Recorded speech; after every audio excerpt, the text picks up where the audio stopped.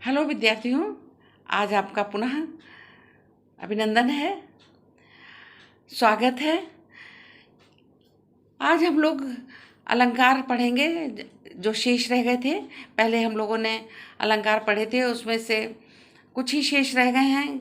कई वीडियो पढ़ चुके हैं जो खंडों में हमने डाले थे। तो आज हम वक्रोक्ति, प्रतीप, विभावना, विशेषोक्ति, असंगत अलंकार, इनका उदाहरण और सहित स्पष्ट करते हुए स्पष्टीकरण भी इनका हम करेंगे।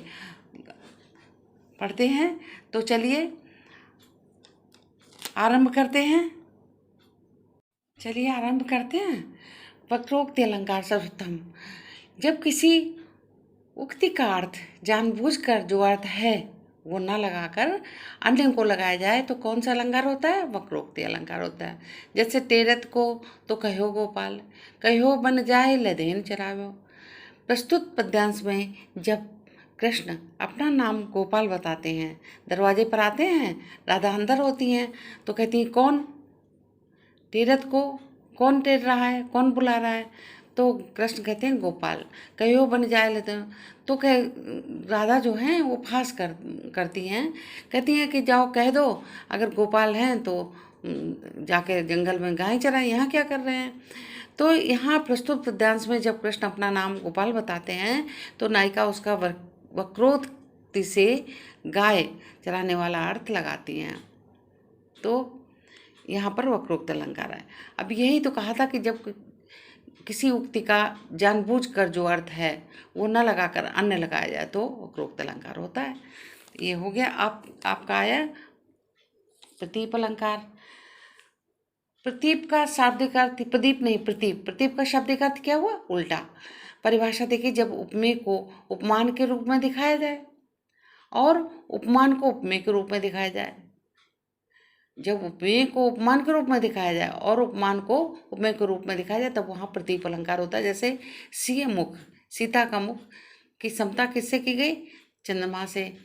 तो वैसे तो जब सुंदरता का वर्णन करते हैं कवि तो चंद्रमा के समान मुख बताते हैं, परंतु यहाँ पर चंद्रमा को सीता के मुख के समान बताया। तो प्रस्तुत पंक्तियों में सुंदर मुख के लिए चंद्र प्रसिद्ध उपमान है, किंतु यहाँ उसी को सीता के मुख की समता में लाया गया और उसको मुख की समता में ला करके रंग वर्ण छोटा तुच्छ घोषित कर दिया गया था। यहाँ पर प्रतीप अलंकार है। अगला देखिए विभावना अलंकार।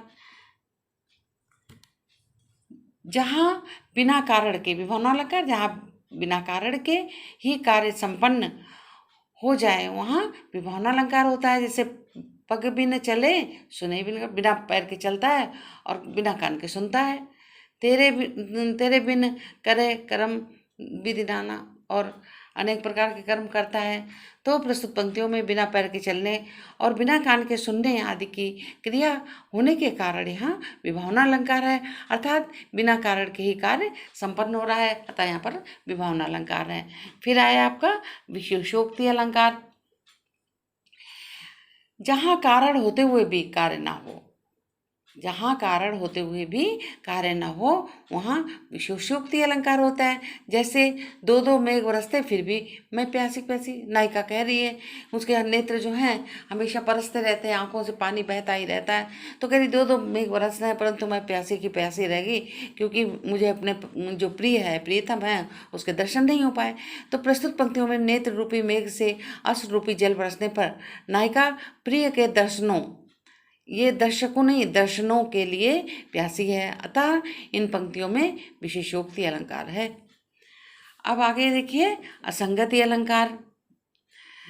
जहाँ काव्य में कार्य और कारण में, जहाँ काव्य में कार्य और कारण में स्वाभाविक संगति का अभाव हो, अर्थात कारण कहीं हो और कार्य कहीं हो, वहाँ असंगति अलंकार होता है।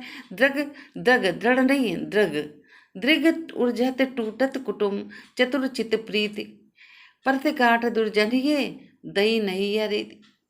कवि क्या कह रहा है कि एक प्रीति की नई रीति है, नई रीति बनाई है कि दृग जो है नेत्र उलझते हैं और परिवार टूट जाता है। जहाँ पर दो नायक और नायिका के द्रग उलझे, वहाँ परिवार टूट गया, उसमें दुश्मनी हो गई। चतुर चितप्रीत, और जब ये चतुर जो